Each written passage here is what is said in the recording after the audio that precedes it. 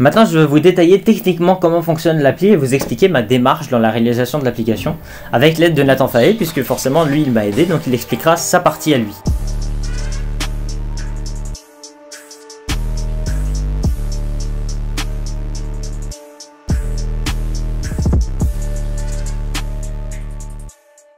L'application est essentiellement divisée en 3 dossiers. Le dossier Alternate Icon est très peu utile. En réalité, il sert juste à stocker les icônes alternatives lorsque vous activez le mode radin. C'est là-dedans que sont stockées les images qui viendront remplacer l'icône principale. Il y a le dossier Utils qui est très important puisqu'il permet de faire tout ce qui est effectué en arrière-plan et qui n'est pas visible sur l'interface. Et il y a le dossier UI sur lequel a beaucoup travaillé Nathan, qui est tout ce qui est visible sur l'interface. Justement, tout ce qui est, lorsque vous ouvrez l'application, qu'est-ce que vous voyez, qu'est-ce que vous avez comme alerte. Tout ça est géré dans le dossier UI. Mais il y a également la localisation qui est gérée dans le dossier UI.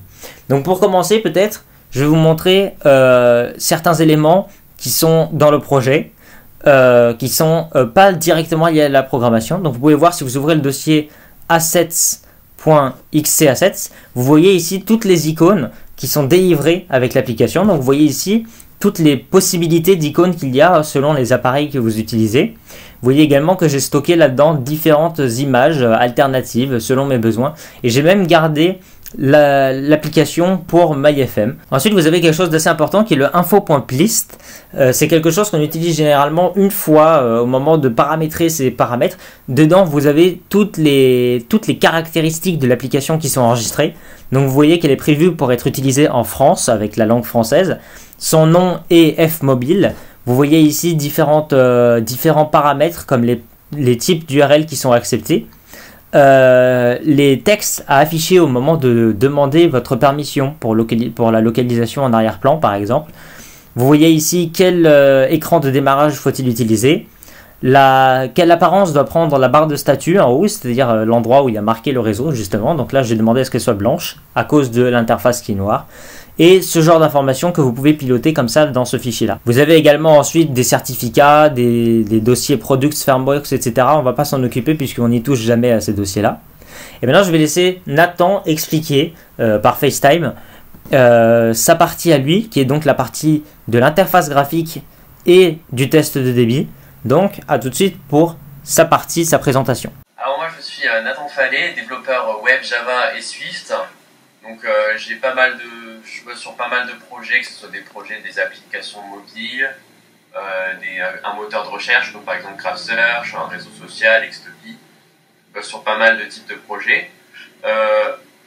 En ce moment, donc, je travaille avec Michael sur l'application Fmobile, pour laquelle je suis là aujourd'hui pour vous expliquer le fonctionnement de la partie sur laquelle j'ai travaillé. Donc on va commencer par lui. Donc c'est une table view avec trois cellules différentes. Une cellule qui contient juste un label qui est utilisé pour afficher des informations comme par exemple le nom du réseau actuel, la carte SIM. On a une autre cellule avec un bouton de switch qui permet d'activer ou désactiver des options. Et on a une troisième cellule qui contient tout ce qui est bouton, avec laquelle on peut effectuer des actions custom. Donc, quand la view est initialisée, on a un objet section dans lequel on ajoute ces éléments. On définit les actions, les textes, et tout ça. Et ça nous fait une jolie UI. Ensuite, on a également la partie speed test, avec une classe dédiée qui permet de faire des speed tests. Elle télécharge un fichier allant de 5 à 20 mégabits en fonction du mode économie, s'il est activé ou pas, et mesure la vitesse de ce téléchargement, qui est retourné et en fonction d'une condition permet de savoir si on est en itinérance sur le réseau d'Orange ou si on est sur le réseau. Voilà. Vous voyez ici dans le Table View Controller, au moment où vous ouvrez l'application, il y a une fonction Start qui est appelée. Et cette fonction Start va permettre de démarrer l'actualisation en arrière-plan. Alors comment ça se fait que j'utilise la localisation pour pouvoir rafraîchir les données en arrière-plan? Il faut savoir que l'actualisation en arrière-plan est quelque chose qui est géré par iOS de manière native. Ce n'est pas quelque chose que moi je peux décider. Quand vous allez dans les capacités de l'application, vous pouvez voir ici quelle capacité j'ai autorisé moi l'application d'utiliser. Donc je l'ai autorisé l'accès à Siri parce qu'on ne sait jamais, pourquoi pas la prochaine fois je pourrais faire des mises à jour avec Siri. Je lui ai autorisé l'accès aux push notifications parce que pourquoi pas, là encore on peut faire des améliorations, mais ces trucs là ne sont pas encore utilisés dans la version actuelle. Ce qui est utilisé, c'est Hotspot Configuration pour savoir si vous êtes en partage de connexion ou pas. Ce qui est utilisé, c'est surtout les background modes, et c'est là-dessus que je vais venir. C'est pour justement quel type de background mode je peux utiliser pour rafraîchir l'application en arrière-plan.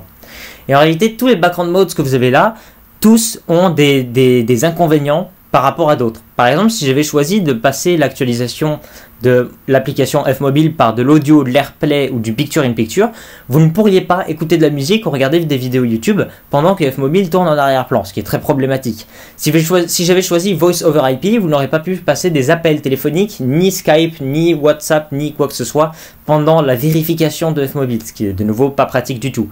New Stance Download, c'est quelque chose qui est limité uniquement à la presse. Je n'ai pas le droit de le cocher tant que je ne prouve pas que je suis de la presse, et comme je ne suis pas de la presse, ça sert à rien. Tous les accessoires externes sont là uniquement pour faire de la synchronisation avec Bluetooth, donc ne permettent pas d'accéder à Internet, ce n'est pas ce que je cherche. Le Background Fetch était le tout premier mode que j'ai coché avant la Locations Update. C'est quelque chose qui permet de régulièrement mettre à jour l'application et lui donner 30 secondes d'exécution.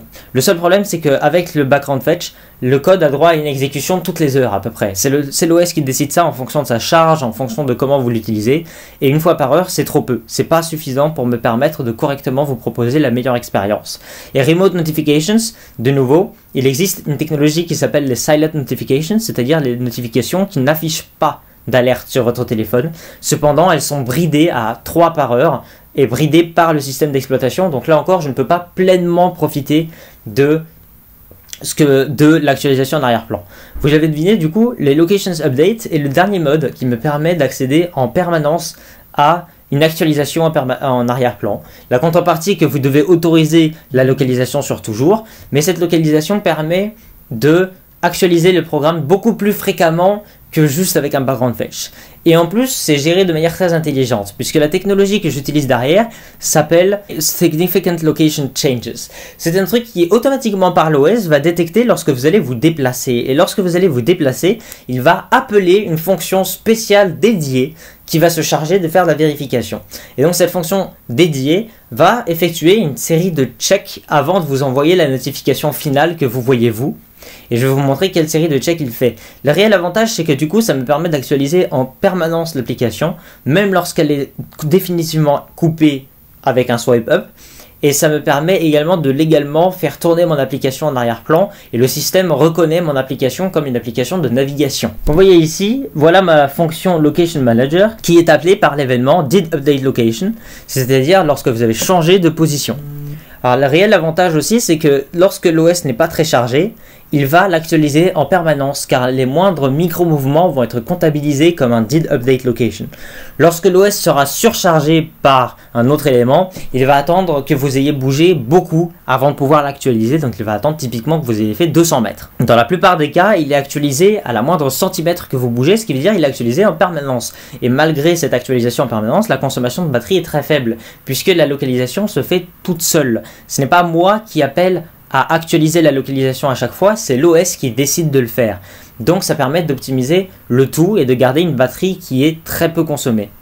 Vous voyez donc ici la première variable que je dois vérifier, c'est que vous n'avez pas demandé de stopper la vérification et que vous n'êtes pas en appel téléphonique. Par la suite, je fais une simple vérification pour vérifier est-ce que vous êtes dans une zone qui a déjà été identifiée comme soit non couverte, soit qui contient des femtos ou des range sharing.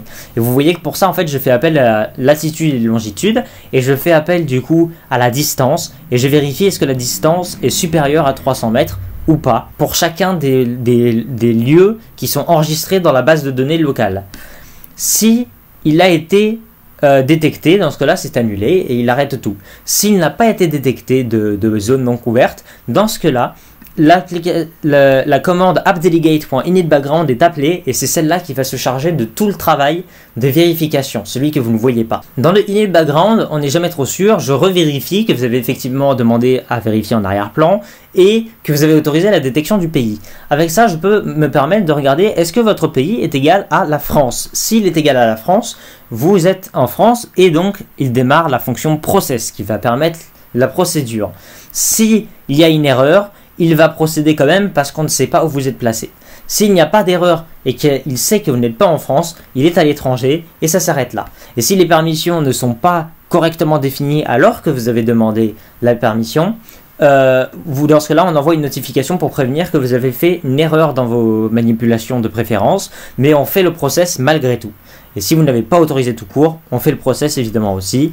Et si vous avez désactivé et refusé, on imprime tout simplement pour nous dans les logs pour le savoir que le background fetch est désactivé, mais vous ne verrez rien. Le process est donc l'étape juste au-dessus, qui elle est tout simplement chargée de vérifier est-ce que vous êtes en Wi-Fi ou pas. Donc on vérifie est-ce que vous avez demandé de vérifier en Wi-Fi, premièrement, et deuxièmement, est-ce que vous l'êtes. Et surtout, cette fois-ci, on commence la première étape et on vérifie est-ce que vous êtes chez Free cette fois. Est-ce que pour le coup, vraiment, la vérification sert à quelque chose. Parce que si vous n'êtes pas chez Free, ça ne sert à rien de continuer. Donc on vérifie vous êtes chez Free et on vérifie est-ce que vous êtes en Wi-Fi ou pas. Et est-ce que vous avez autorisé la vérification Wi-Fi ou pas. Selon les cas, on fait appel à la fonction netfetch qui, elle, va commencer les choses sérieuses. La fonction netfetch fait appel à beaucoup de facteurs parce que c'est à ce moment-là qu'elle va vraiment commencer les choses sérieuses puisque la plupart des critères ont été remplis. Cette fois-ci, on vérifie surtout la technologie sur laquelle vous êtes connecté. Si vous êtes connecté en 4G, on arrête tout. Si vous êtes connecté en 3G WCDMA, on arrête tout.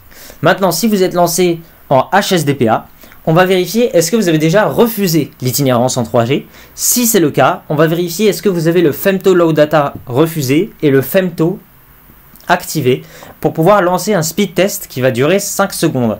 Ce speed test va permettre de déterminer la vitesse de votre réseau. Ce speed test a été donc développé par Nathan Fallet et il est appelé ici dans le appdelegate. Si la vitesse est inférieure à 1, on envoie une alerte immédiatement qui lui dit stop, il y a ici une alerte d'itinérance. Et on informe que le speed test s'est bien déroulé. Sinon, on vérifie cette fois la base de données et si la vitesse est supérieure à 1, ça veut dire que vous êtes dans une zone avec des femto ou avec des run sharing. Et dans cela, on enregistre les nouvelles coordonnées dans la même base de données que celle qu'on a vérifiée auparavant afin de la prochaine fois éviter de se retrouver à faire toute cette procédure et être bloqué dès la première étape pour éviter de consommer de la batterie et appeler des fonctions successivement. Enfin, si vous avez refusé ou si vous avez activé Femto Low Data, vous aurez une alerte qui vous dira que vous avez une itinérance probable, qui n'est pas certaine, et du coup elle est probable. Et la vérification se fera du coup juste après. À partir du moment où vous recevez la notification, nous, on fait quelque chose dans l'interface pour que lorsque vous ouvrez l'application depuis une notification, on va pouvoir faire quelque chose. Donc nous, on prend l'action identifiant default qui correspond à celle qui a ouvert la notification. Si vous avez ouvert n'importe quelle notification, il faut d'abord qu'on vérifie que vous êtes bien dans le bon contexte, que vous êtes bien ouvert la bonne notification, que vous n'avez pas ouvert une autre qui vous informe que la protection est désactivée ou quoi que ce soit.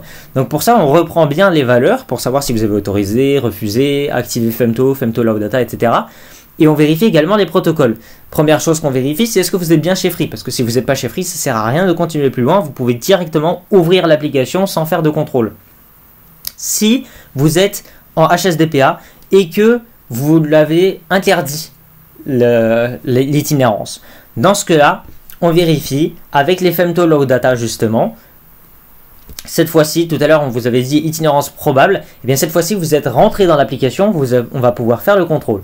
On vous affiche une petite pop-up avec préparation en cours qui va effectuer les speed tests pendant 5 secondes de nouveau, de la même manière. Et de la même manière, on traite le résultat. Si le résultat est inférieur à 1, on ouvre immédiatement le shortcut avec le nom RRFM. Sinon, on enregistre les coordonnées dans la base de données afin que ça ne se reproduise plus.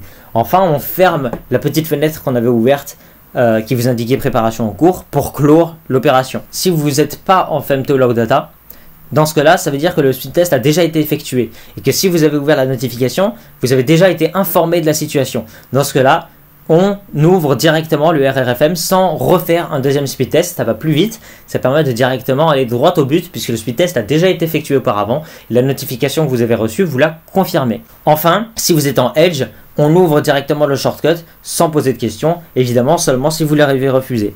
Si vous n'êtes pas chez Free, ça se ferme, et si vous faites rien du tout avec la notification, ça se ferme. Voilà pour comment fonctionne l'application, et voilà pourquoi également on utilise la localisation, puisque la localisation est un moyen très intelligent dans ce cas-là, puisqu'il permet de se servir finalement d'une fonctionnalité qui à la base permettait de débloquer l'accès à l'actualisation en arrière-plan, pour finalement transformer ça en quelque chose de beaucoup plus utile que ça, puisqu'il va vérifier à chaque fois que vous êtes bien dans un rayon de 300 mètres à côté d'une zone que vous aurez déjà enregistrée. Et vous pouvez naturellement enregistrer des zones manuellement, le même code est effectué lorsque vous enregistrez une zone manuellement.